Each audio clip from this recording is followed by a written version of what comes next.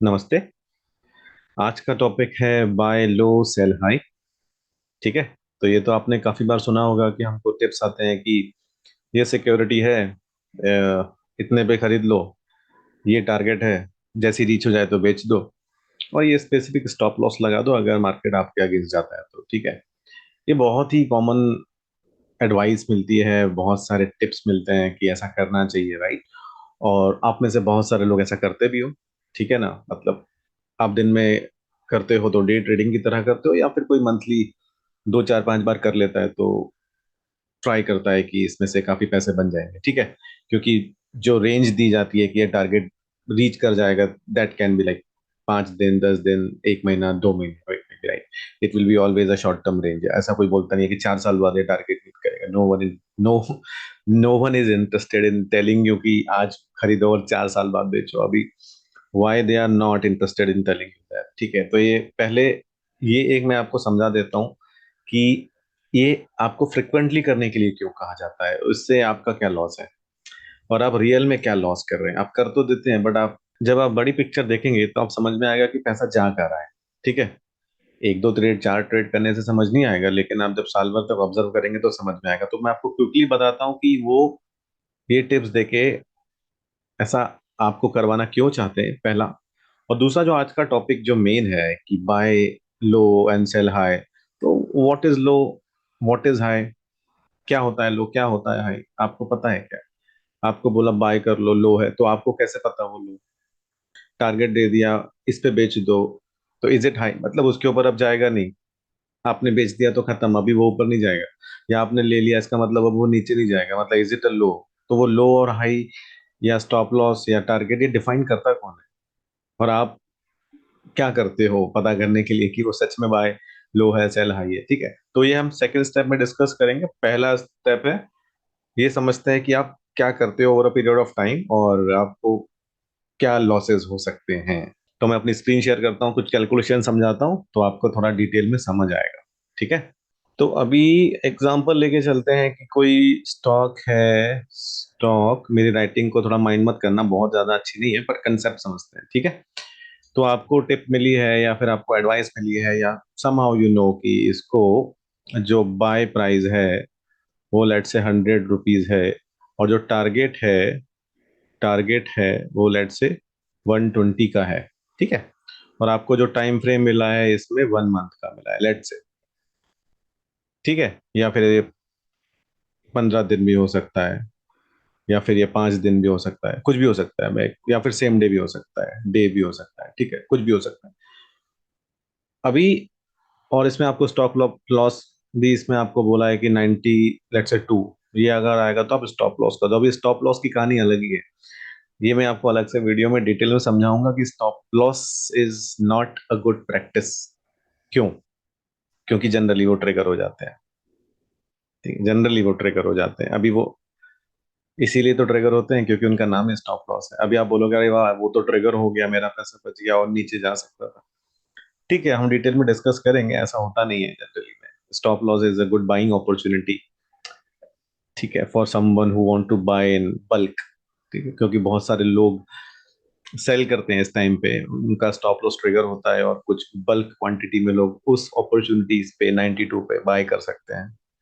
ठीक है। तो those are things which we need to understand, but that is a different topic. तो मैं आपको ये बता रहा था कि ये बाय और सेल का आपको टारगेट मिला हुआ है, और आपका generally commission will range from, let's say this brokerage commission will range from, let's say 0.2 to 1%, कुछ भी हो सकता है, 0.2 to 1%, ज्यादा कम इसमें। तो एक अंदाजा मान के चलते हैं कि 0.25% का कमीशन आपको एक डील पे मिलेगा। डील मतलब buy and sell, deal close करते हैं जब। ठीक है। तो इसको आपको बाय भी किया और सेल भी किया तो 0.25 का कमीशन लगेगा। ठीक है, मोटा मोटा समझते हैं। अब आपके पास रुपए, INR 1 लाख रुपए है। ठीक है, 1 लाख रुपए हैं आपके पास, और आपने ये खरीदा और बेचा। तो कमीशन कितना हुआ इसका? 0.25 के हिसाब से 250 रुपए का कमीशन हुआ। ठीक है, एक डील का, एक डील का। महीने में मान लो ये आप चीज 4 बार करते हो तो कितना हुआ? 1,000 का। साल भर में आप कितना करते हो? 4 × 12, तो ये कितना हो गया? 12,000 का। तो मेरे भाई 12,000 तो तुम कमीशन दे देते हो यार। नॉर्मली अगर आपके पास 1 लाख रुपए है और आपको 12,000 उस पे मिल रहे हैं साल भर के, तो 12% यू आर गेटिंग। ये तो नॉर्मली आप जब म्यूचुअल फंड में या डायरेक्ट निफ्टी फंड में डालते हो तो मिल जाएगा आपको, over a period of long run. And 12% is a good huge return. ठीक है, तो 12% is a good return, huge return. तो आप सोचो, क्या 12,000 तो आप ऐसे ही कमीशन में दे रहे हो? तो मतलब आपको 1,000 पे अगर रिटर्न कमाना है, और मान के चलो आपको भी 12% कमाना है, तो आपको 25% रिटर्न कमाना पड़ेगा। 12,000 तो आपके गए, 12,000 आपको कमाने हैं मिनिमम। तो जब आप 25% रिटर्न कमाओगे, तब आपको 12% मिलेगा। सोच रहे हो what is at stake? Over trading करने के नुकसान समझ में आ रहे हैं? और आपका क्या फायदा हुआ इसमें? आपको केवल 12,000 मिला, वो भी आपकी किस्मत अच्छी हुई तो। सही सही सिक्योरिटी ली, बाय की, सेल किया, मार्केट ने आपको उस तरह का बिहेवियर दे दिया तो। अगर मान के चलो आपको लॉस हो गया, 12,000 तो आपको फिर भी देना है। आपका पैसा 1 लाख का सीधा 12,000 से कम हो जाएगा। अगले बार आपके पास 88,000 बचा। आपको कवर करने के लिए पहले 12,000 कमाना है, उसको कमाने के लिए 12,000 का कमीशन देना है, फिर उसके ऊपर रिटर्न कमाना है। एक बार आपको लॉस हो गया तो आपको 40-50% कमाना पड़ेगा। समझ रहे हो? ठीक है, मोटा मोटा समझ में आ रहा है? आप फिर से देखो वीडियो को, फिर से कैलकुलेशन समझो, और ओवर ट्रेड मत करो, पहली चीज। अब हम अपने ओरिजिनल टॉपिक पे आते हैं, और मैं ये शेयरिंग क्लोज करता हूँ। तो अपना ओरिजिनल टॉपिक क्या था कि बाय लो सेल हाई। अब आपको टिप मिली, एडवाइस मिली, आपको समझा ये लो पे मुझे बाय करना है। अब आप मुझे एक बात ये बताओ, अगर वो सच में लो है प्राइस, तो आप बाय कैसे कर पा रहे हो? समझे? नहीं नहीं नहीं, नहीं समझे है ना? नहीं समझे। अगर वो प्राइस लो है, सबको पता है वो लो है, तो भाई वो तो अपर सर्किट में फंसेगा ना शेयर। बाइंग अपॉर्चुनिटीज नहीं मिलेगी, सबको बाय करना है।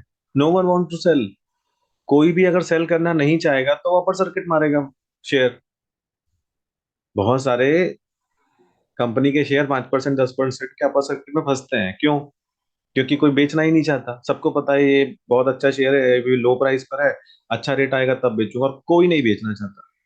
तो अगर सच में आपका शेयर लो है, तो उस पर अपर सर्किट लगना चाहिए, टेक्निकली देखा जाए तो, लॉजिकली देखा जाए तो।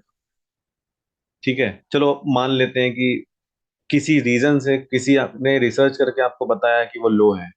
ठीक है, और बाकी दुनिया को नहीं पता, चलो मान लो ऐसा। पर आपको कैसे पता वो लो है? आपको कैसे पता किसके कंपैरिजन में लो है? क्या रीजन है लो का? वो प्राइस लो है ये आपको कैसे पता? या जिस प्राइस पे आप बेचोगे वो हाई है, ये आपको कैसे पता? What is the definition of low and high? किसी ने बोल दिया 100 रुपए इज लो, तो इज इट अ लो? 50 रुपए लो नहीं हो सकता, 40 लो नहीं हो सकता, 200 लो नहीं हो सकता। व्हाट इज लो?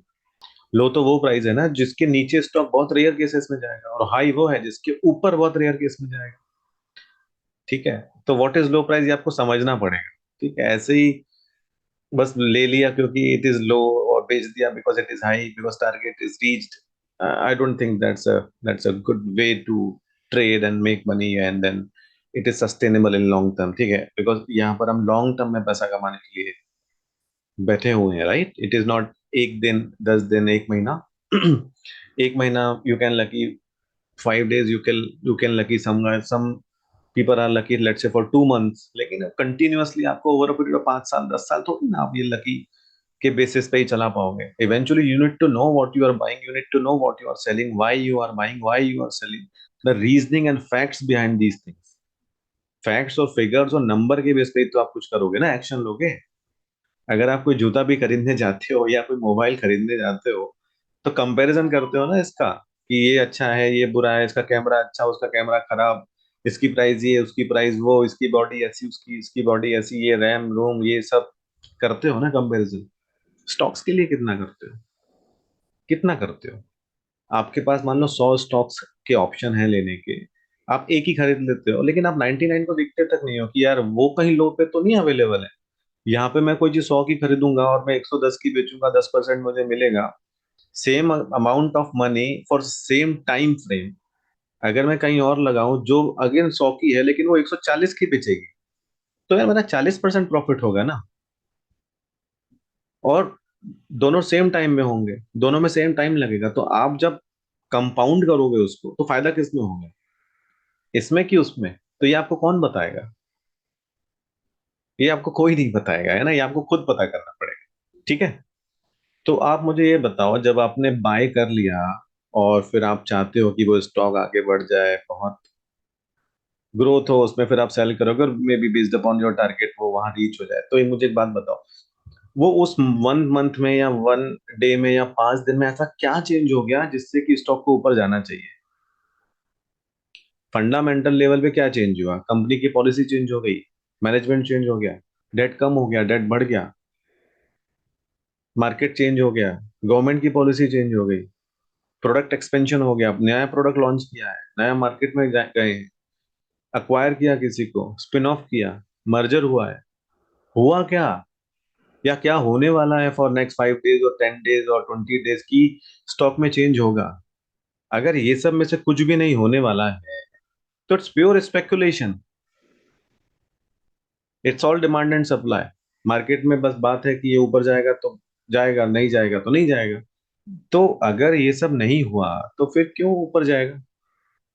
ये आपने क्वेश्चन किया अपने आप से? तो फिर आप बोलते हो कि 95 to 98% trader lose the money. Of course they will lose the money, and 2% will always get the money from this 98%, क्योंकि ये 98% बिना सोचे समझे खरीदते हैं, बेचते हैं। They do not do their homework, और जो करते हैं वो 2% बन जाते हैं आउट ऑफ दिस 98।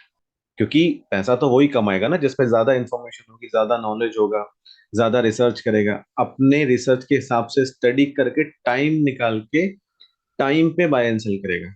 ऐसा नहीं कि करना है तो कर दिया।